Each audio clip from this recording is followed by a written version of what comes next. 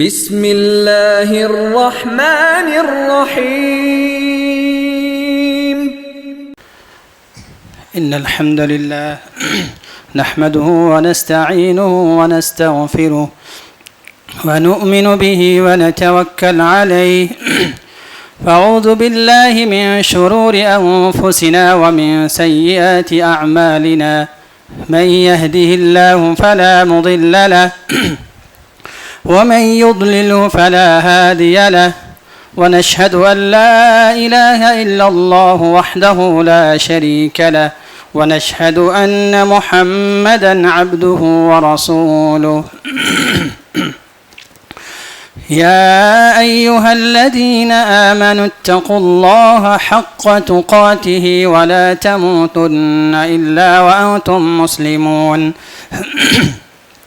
يا أيها الناس اتقوا ربكم الذي خلقكم من نفس واحدة وخلق منها زوجها وبث منهما رجالا كثيرا ونساء واتقوا الله الذي تساءلون به والأرحام إن الله كان عليكم رقيبا يا أيها الذين آمنوا اتقوا الله وقولوا قولا سديدا يصلح لكم أعمالكم ويغفر لكم ذنوبكم ومن يطع الله ورسوله فقد فاز فوزا عظيما أما بعد فإن خير الحديث كتاب الله وخير الهدي هدي محمد صلى الله عليه وسلم وشر الأمور محدثاتها وكل محدثة بدعة وكل بدعة ضلالة وكل ضلالة في النار أعوذ بالله من الشيطان الرجيم بسم الله الرحمن الرحيم قل هو الله أحد الله الصمد لم يلد ولم يولد ولم يكن له كفوا احد. محترم سامعین اکرام اور بزرگوں، نوجوان بھائیوں، پیارے بچوں، خواتین حضرات،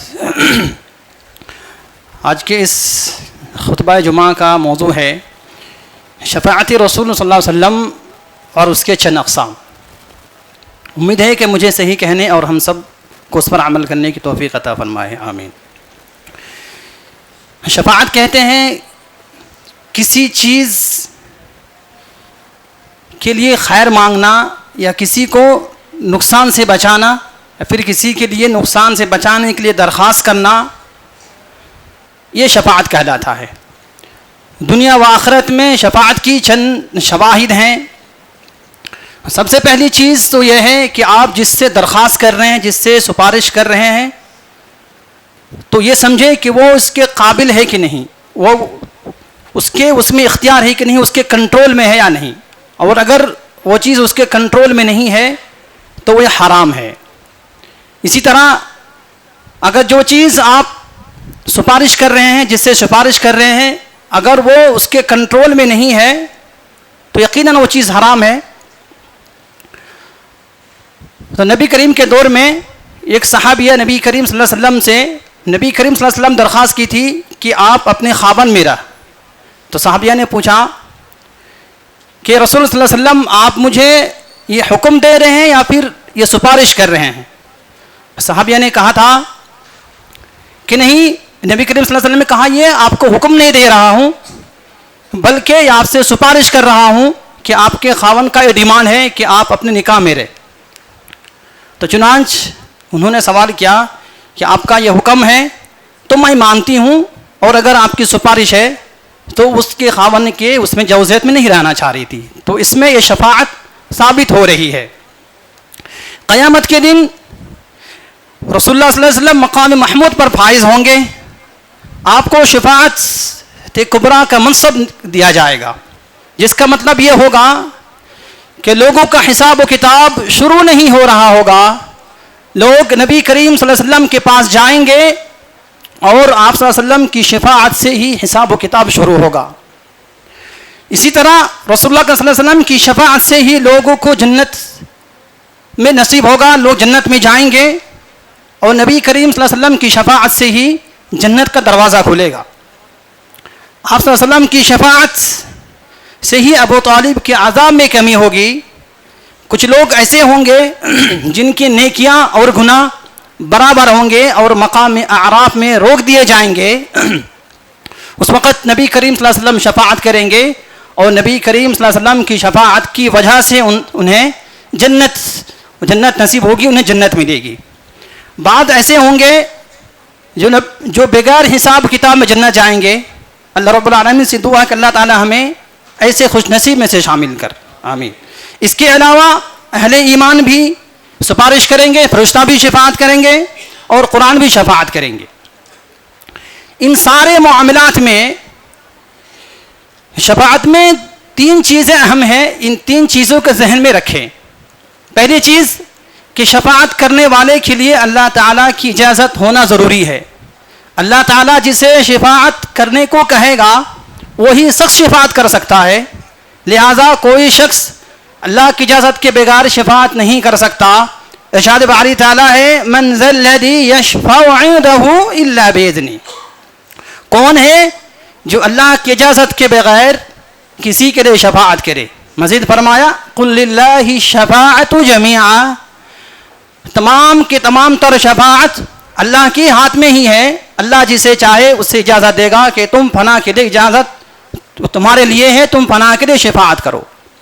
اسی طرح دوسری چیز یہ ہے کہ شفاعت پانے والے کے لیے بھی اللہ کی اجازت ہونا ضروری ہے، لہٰذا کوئی شخص کسی کو شفاعت کر دے، کسی کے لیے شفاعت کر دے تو یہ جائز نہیں ہے۔ ارشاد باری تعالیٰ ہے وَلَا تَنفَعُ الشَّفَاعَةُ عِندَهُ إِلَّا لِمَنْ أَذِنَ لَهُ، کوئی شفاعت کام نہیں آئے گی، کوئی شفاعت اللہ کے پاس کام نہیں آئے گی سوائے لمن أذن له، اس شخص کے لیے جس کے لیے اللہ تبارک و تعالیٰ اجازت دے دے گا۔ مزید فرمایا یومئذ لا تنفع الشفاعة إلا من أذن له الرحمن ورضي له قولا۔ اسی طرح تیسری چیز شفاعت پانے والے کا موحد ہونا ضروری ہے، لہذا اگر کوئی موحد نہیں ہے تو یہ شفاعت کے حقدار نہیں ہوں گے۔ چنانچہ اللہ تعالیٰ نے نبی اور اہل ایمان کو مشرکین کے لیے شفاعت کرنے سے منع فرمایا۔ ارشاد باری تعالیٰ ہے ما كان للنبي والذين آمنوا ان يستغفروا للمشركين، نبی کے لیے اور اسی طرح اہل ایمان کے لیے یہ لائق نہیں ہے کہ وہ ان يستغفروا للمشركين کہ مشرکین کے لیے بخشش کی دعا کرے، ولو كانوا اولی قربى، اگرچہ وہ اس کے قریبی رشتہ دار کیوں نہ ہو۔ یہ مومن کے لیے اور کسی نبی کے لیے یہ بالکل لائق و زیبا نہیں ہے کہ کسی مشرکین کے لیے بخشش کی دعا کرے، وَلَوْ كَانُوا أُولِي قُرْبَىٰ، اگرچہ وہ کتنے ہی قریب رشتہ دار ہو۔ مِن بَعْدِ مَا تَبَيَّنَ لَهُمْ أَنَّهُمْ أَصْحَابُ الْجَحِيمِ، یہ چیز جاننے کے باوجود کہ اس کے حق میں جہنم ہو چکا ہے، جہنم کا فیصلہ ہو چکا ہے۔ چنانچہ حضرت نوح علیہ السلام نے اپنے بیٹے کے لیے سفارش کی تھی، لیکن اللہ تبارک و تعالیٰ نے حضرت نوح علیہ السلام کی شفاعت کو رد کرتے ہوئے فرمایا۔ نوح علیہ السلام یہ فرما رہے تھے وَنَادَى نُوحُ رَبَّهُ فَقَالَ رَبِّ إِنَّ ابْنِي مِنْ أَهْلِي وَإِنَّ وَعْدَكَ الْحَقُّ، نوح علیہ السلام پکار کر کہہ رہے تھے یا ربی فقال ان ابنی، کہ میرا بیٹا میرے اہل و عیال میں سے ہے، وَإِنَّ وَعْدَكَ الْحَقُّ، اور تیرا وعدہ سچ ہے، وَأَنْتَ أَحْكَمُ الْحَاكِمِينَ، اور تو ہی تمام حاکموں کا حاکم ہے۔ لہذا پھر یہ اللہ رب العالمین کا ارشاد ہوا، حکم ہوا قَالَ يَا نُوحُ إِنَّهُ لَيْسَ مِنْ أَهْلِكَ، یہ نوح علیہ السلام جس کے لیے آپ شفاعت کر رہے ہیں، إِنَّهُ لَيْسَ مِنْ أَهْلِكَ، وہ آپ کے اہل و عیال میں سے نہیں ہے، إِنَّهُ عَمَلٌ غَيْرُ صَالِحٍ، کیونکہ اس کا عمل ٹھیک نہیں ہے، اس کا عمل سچا نہیں ہے۔ قال ما ليس لك به علم، کہ آپ اس کے بارے میں کیوں سوال کرتے جس کے بارے میں آپ کا علم نہیں ہے۔ انه اعيذك ان تكون من الجاهلين، اور اگر آپ اس طرح سوال کر رہے ہیں تو وہ ہو سکتا ہے کہ آپ جاہلوں میں سے ہو جائیں۔ قال رب انی اعوذ بك ان اسالك ما ليس لي به علم، پھر نوح علیہ السلام فرمانے لگے کہ اللہ انی اعوذ بک ان اسألک ما لیس لی بہ علم، میں پناہ چاہتا ہوں اس چیز سے جو میرے پاس آپ کے لیے میں درخواست کیا، آپ کے سامنے درخواست کیا، ان چیزوں سے میں پناہ چاہتا ہوں. وَإِلَّا تَغْفِرْ لِي وَتَرْحَمْنِي، اگر تو نے مجھے معاف نہیں کیا، تو نے اگر میرے اوپر رحم نہیں کیا، اکون من الخاسرین، تو میں خسارہ والوں میں سے ہو جاؤں گا. ابن ماجہ کی روایت ہے، ابو موسیٰ اشعری رضی اللہ عنہ کی حدیث کی راوی ہیں، کہتے ہیں کہ میں نے رسول اکرم صلی اللہ علیہ وسلم کو فرماتے ہوئے سنا، خیرت بین الشفاعۃ وبین ان یدخل نصف امتی الجنہ فاخترت الشفاعہ، کہ اللہ تبارک و تعالیٰ نے مجھے شفاعت اور آدھی امت کے جنتی ہونے کے لیے مجھے اختیار دیا کہ محمد صلی اللہ علیہ وسلم آپ کے لیے دو اختیار ہے، ان دونوں اختیار میں سے آپ جس کو چاہے پسند فرمائے. وہ یہ ہے کہ آپ تمام امتیوں میں سے آدھی امت کو میں آپ سے وعدہ کرتا ہوں کہ آدھی امت کو میں جنت میں داخل کروں گا، آپ اس کو پسند فرمائیں، یا پھر شفاعت کو پسند فرمایا کہ روز قیامت آپ کو شفاعت کا منصب دیا جائے گا. لیکن پیارے رسول جو ہمارے لیے اتنی محبت کرتے ہیں انہوں نے شفاعت کا آپشن سلیکٹ کیا اور شفاعت کو چنا. آئیے نبی کریم صلی اللہ علیہ وسلم کی ایک حدیث سماعت فرماتے ہیں جو کہ صحیح بخاری و مسلم کی روایت ہے کہ معبد ان کے پاس بصرہ کی ایک جماعت گئی اور انہوں نے ثابت رضی اللہ عنہ کو لے کر انس رضی اللہ عنہ کے گھر پہنچے کہ تاکہ انس رضی اللہ عنہ کے منہ سے حدیث شماعت سنے اور اس کے بارے میں سوال جواب کرے، اس کے بارے میں جانکاری حاصل کرے. چنانچہ ثابت رضی اللہ عنہ اور اہل بصرہ کو لے کر حضرت انس رضی اللہ عنہ کے پاس پہنچے. اس وقت پہنچے جب انس رضی اللہ عنہ چاشت کی نماز پڑھ رہے تھے. اندر آنے کی اجازت چاہی، اجازت مل گئی. پھر حضرت انس رضی اللہ عنہ کہنے لگے کہ میں نے نبی کریم صلی اللہ علیہ وسلم کو فرماتے ہوئے سنا،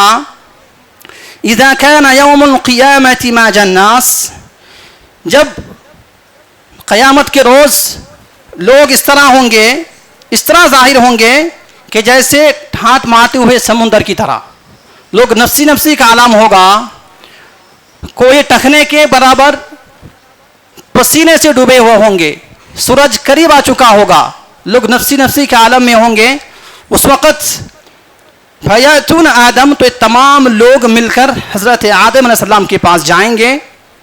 فیقولون اشفع لنا الی ربک، تو تمام لوگ حضرت آدم علیہ السلام سے کہیں گے، یا آدم علیہ السلام آپ ابو البشر ہیں، اللہ تعالیٰ نے آپ کو اپنے ہاتھ سے پیدا کیا اور روح پھونکی اور فرشتوں سے کہا کہ آپ کو سجدہ کریں. تو تمام لوگوں نے، تمام فرشتوں نے آپ کو سجدہ کیا، لہٰذا آپ ہمارے لیے سفارش کر دیں کہ اللہ تبارک و تعالیٰ جلد سے جلد ہمارا حساب کتاب لے لے اور ہمارا فیصلہ کر دے اور اس تکلیف سے ہم نجات مل جائیں. فیقول لست لہا، حضرت آدم علیہ السلام کہیں گے کہ نہیں، میرا رب آج اتنے غصے میں ہے کہ اس سے پہلے کہ بھی اس طرح غصہ نہیں تھا اور نہ ہی اس طرح غصہ ہوگا. چونکہ میں نے جنت میں اللہ تعالیٰ نے مجھے کہا تھا فلاں درخت کے پاس مت جانا، تو میں نے گیا تھا اور مجھ سے بھی یہ غلطی ہوئی، لہٰذا مجھے آج ڈر ہے، میں خود اپنی نفسی کا سوچ رہا ہوں،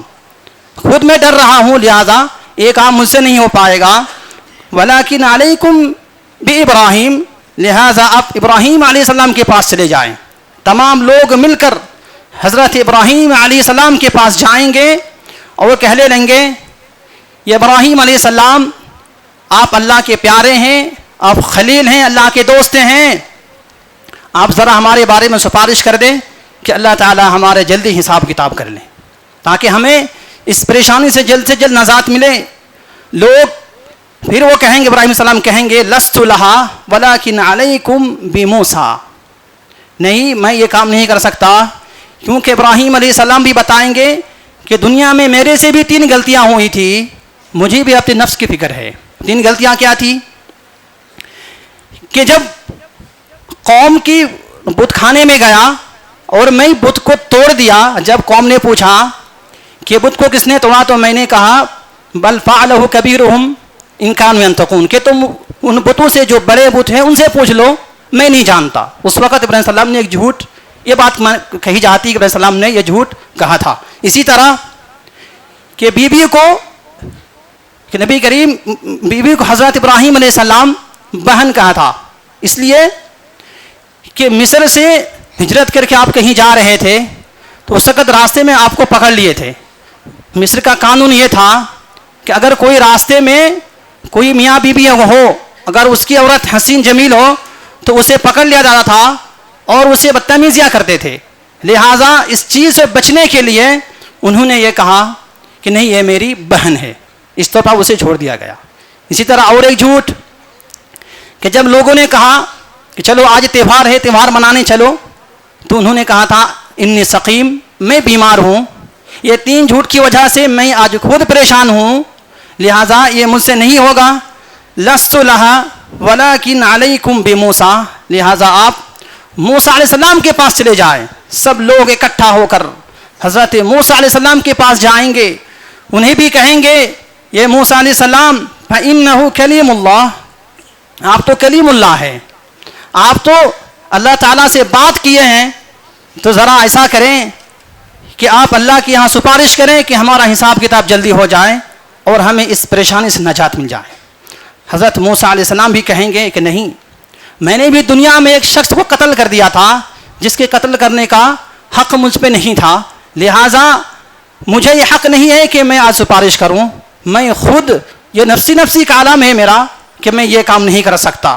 پھر موسیٰ علیہ السلام کہیں گے لست لہا ولکن علیکم بعیسیٰ، کہ آپ عیسیٰ علیہ السلام کے پاس چلے جائیں۔ اسی طرح تمام لوگ مل کر حضرت عیسیٰ علیہ السلام کے پاس پہنچیں گے، فإنہ روح اللہ، ابراہیم السلام کہیں گے ان کے پاس جاؤ، وہ تو روح اللہ ہے، وکلمۃ اللہ، وہ تو گود میں رہ کر، ماں کی گود میں رہ کر لوگوں سے بات کی،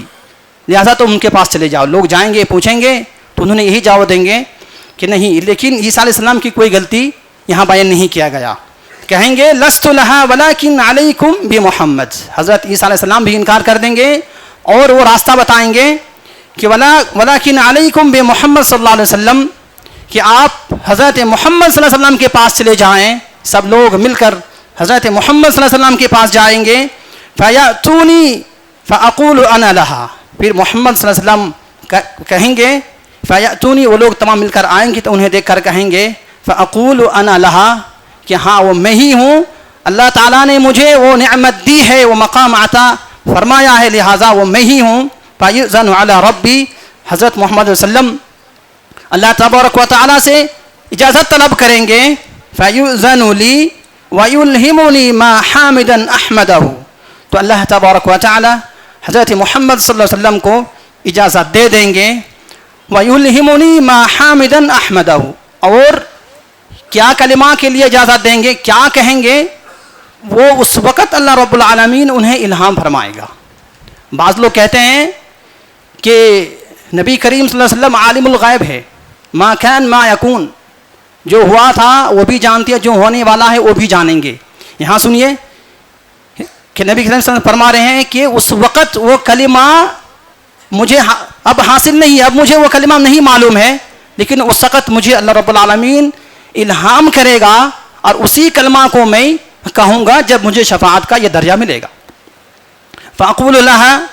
فیؤذن لی ما احمدہ حامدا احمدہ بها لا تحضرونی الآن فاحمدہ بتلک الحامدہ، لہٰذا انہی الفاظ جو مجھے اللہ رب العالمین سکھائیں گے، انہی الفاظ کے ذریعے میں سجدہ ریز ہو جاؤں گا، وخر لہ ساجدا فیقال یا محمد، تو انہی الفاظ کے ذریعے میں اللہ تبارک و تعالی کی حمد و ثنا بیان کروں گا، ان کی تعریف بیان کروں گا۔ فیقال، پھر کہا جائے گا یا محمد ارفع رأسک، یا محمد صلی اللہ علیہ وسلم آپ سر اٹھائیں، وقل یسمع، اور آپ کہیے کیا کہنا چاہتے ہیں، آپ کی بات سنی جائے گی، وسل تعطا، اور آپ سوال کریے، مانگیے کیا مانگ رہے ہیں آپ کو دیا جائے گا، وتشفع واشفع تشفع، اور شفاعت کریے کہ اس کے بارے میں آپ شفاعت کریں گے، آپ کی شفاعت قبول کی جائے گی۔ اقول تو میں کہوں گا یا ربی امتی امتی. محمد صلی اللہ علیہ وسلم فرمائیں گے ایسے موقع پر میں کہوں گا یہ میرے رب میری امت میری امت. فیقال انطلق فاخرج منها ما كان في قلبه مثقال شعيرة من الایمان. تو کہا جائے گا اے محمد صلی اللہ علیہ وسلم آپ جائیں اور من كان في قلبه مثقال ذرة من شعيرة من الایمان کہ جس کے دل میں ایک جو کے برابر ایمان ہو اسے آپ جہنم سے نکال لیں. پھر میں واپس جاؤں گا اور پھر سجدہ ریز ہو جاؤں گا. انہیں جہنم سے نکالنے کے بعد پھر میں دوبارہ جاؤں گا اور اسی طرح سجدہ ریز ہو جاؤں گا اور انہی الفاظ سے میں اللہ رب العالمین کی حمد و ثنا بیان کروں گا جو مجھے اب نہیں معلوم اس وقت معلوم ہوگا. فیقال پھر اللہ رب العالمین کہے گا یا محمد ارفع راسک آپ اپنا سر اٹھائیے وقل یسمع اور کہیے آپ کی بات سنی جائے گی وسل تعطا آپ کہیے آپ کی بات مانی جائے گی آپ کو وہ ساری چیز دی جائے گی جو آپ مانگ رہے ہیں. واشفع تشفع اور آپ کو شفاعت جس کے بابت ہوگی آپ کو یہ موقع ملے گا. یا ربی پھر کہے گا یا ربی امتی امتی. پھر نبی کریم صلی اللہ علیہ وسلم وہی بات دہرائیں گے یا میرے رب امتی امتی میری امت میری امت. فیقال انطلق فاخرج من كان في قلبه مثقال ذرة او خردلة من الایمان کہ جس کے دل میں ایک رائے کے برابر بھی ایمان ہو آپ جائیے انہیں جہنم سے نکال لیں. اسی طرح نبی کریم صلی اللہ علیہ وسلم جائیں گے اور جس کے دل میں رائے کے برابر بھی ایمان ہوگا اسے نکال لے کے آئیں گے. ثم اعود فاحمدہ 3 مرتبہ پھر سجدہ ریز ہو جائیں گے وہی کلمات سے اللہ رب العالمین کی حمد و ثنا بیان کریں گے. پھر اللہ رب العالمین کہے گا انطلق فاخرج من كان في قلبه ادنى ادنى مثقال حبة من خردلة من الایمان کہ جس کے دل میں ایک رائے کے 3 حصہ کر کے اس سے بھی کم جس کے دل میں یہ ایمان ہوگا آپ جائیں اور اسے نکال لے کے آئیں. یہ حدیث سن کر حضرت انس کے پاس حسن بن ثابت اور اہل بصرہ جو انس رضی اللہ عنہ کے پاس گئے تھے یہ لوگ مل کر واپس آ رہے تھے اور راستے میں یہ سوچ رہے تھے کہ چلو ہم حسن بصری سے ملاقات کر کے آتے ہیں ان سے بھی کچھ بات کر لیتے ہیں. چنانچہ اس کے گھر بھی جاتے ہیں ان سے ملاقات ہوتی ہے اور سارا واقعہ انہیں سناتے ہیں. تو انہوں نے کہا حسن بصری رضی اللہ عنہ کہنے لگے کہ یہ حدیث جو تم انس رضی اللہ عنہ سن کے آ رہے ہو یہ میں 20 سال پہلے سنا تھا انہوں نے مجھے سنایا تھا لیکن اس سے کچھ الفاظ زیادہ تھے. تو انہوں نے کہنے لگے وہ الفاظ کیا تھے تو کہنے لگے اور تھوڑا ہنس کے کہنے لگے کہ انسان بہت جلد باز پیدا کیا گیا ہے لہذا وہ الفاظ کیا تھے کہ ثم اعود الرابعہ کہ آپ صلی اللہ علیہ وسلم 4تھی بار سجدہ ریز ہوں گے. فیقال یا محمد ارفع رأسک وقل تسمع واشفع تشفع آپ مانگے کیا مانگتے ہیں اور کس کے بابت سفارش کر رہے ہیں سفارش کریے آپ کی شفاعت قبول کی جائے گی. فاقول یا ربی اذن لی یا میرا رب مجھے اجازت دیجئے فی من قال لا الہ الا اللہ اس کے بارے میں مجھے اجازت دیجئے جس کے دل میں یا پھر جو صرف لا الہ الا اللہ پوری زندگی میں صرف لا الہ الا اللہ کہا ہوگا اس کے بارے میں مجھے اجازت دیجئے میں انہیں جہنم سے نکال کے لے آؤں. پھر یہی اجازت ہوگی اور جو صرف اپنی پوری زندگی میں صرف کوئی عمل نہیں کیا ہوگا صرف لا الہ الا اللہ خالص دل سے کیا ہوگا اسے جہنم سے نکال لے آئیں گے. سیدنا ابو سعید رضی اللہ عنہ بیان کرتے ہیں کہ نبی کریم صلی اللہ علیہ وسلم نے ہم سے جب آپ کے سامنے آپ کے چچا کے بارے میں یہ بابت بیان ہوا تو نبی کریم صلی اللہ علیہ وسلم نے فرمایا لعلہ تنفع شفاعتی یوم القیامہ مجھے امید ہے کہ روز قیامت میری شفاعت میرے چچا کے لیے یہ فائدہ مند ہوگا. چنانچہ ابو طالب کو یہ سزا دی جائے گی بعض روایت میں ہے کہ آپ کو 2 جوتے پہنایا جائے گا جس کی وجہ سے آپ کے سر کی مغز جو ہے ہنڈیاں کی طرح یہ آواز ہوگی. بعض روایتوں میں ہے کہ آپ کو ٹخنے تک یا پھر گھٹنے تک یہ آگ ہوں گی اور جس کی وجہ سے آپ کے پورے جسم محفوظ رہیں گے لیکن سوائے اس کے ٹخنے تک یا پھر گھٹنے تک آگ ہوں گی. اب آئیے چند اعمال ایسے ہیں کہ جن کے کرنے سے نبی کریم صلی اللہ علیہ وسلم کی شفاعت نصیب ہوگی. وہ اعمال کیا ہیں؟ نبی کریم صلی اللہ علیہ وسلم نے فرمایا من سأل اللہ الجنہ 3 مرات قالت الجنہ اللہم ادخلہ الجنہ حضرت انس بن مالک رضی اللہ عنہ بیان کرتے ہیں کہ نبی کریم صلی اللہ علیہ وسلم نے ارشاد فرمایا کہ جو شخص اللہ سے یہ سوال کرے اور 3 مرتبہ جنت کا سوال کرے تو جنت خود کہتی ہے کہ اللہ اسے جنت میں داخل کر دے. اسی طرح وَمَنِ اسْتَجَارَ مِنَ النَّارِ 3 مرات قالت النار اللهم اجره من النار. اسی طرح جو شخص یہ جہنم سے اسے بچنے کے لیے دعا کرے, جہنم سے پناہ مانگے, تو یہ جہنم خود کہتی ہے کہ اللهم اجره من النار, یہ اللہ اسے جہنم سے اسے چھٹکارا دے دے. پتہ چلا کہ 3 مرتبہ جہنت کے بارے میں سوال کرنا اور 3 مرتبہ یہ جہنم سے بچنے کے لیے دعا کرنا یہ شفاعت کا باعث ہے. اسی طرح 10 مرتبہ صبح و شام رسول اکرم صلی اللہ علیہ وسلم پر درود بھیجنا. عن ابی الدرداء رضی اللہ عنہ قال قال رسول اللہ صلی اللہ علیہ وسلم من صلى على حين يصبح 10 وحين يمسى 10 ادرکته شفاعت یوم القیامہ. جو شخص صبح و شام میرے اوپر 10 مرتبہ درود بھیجے تو یہ چیز میرے لیے شفاعت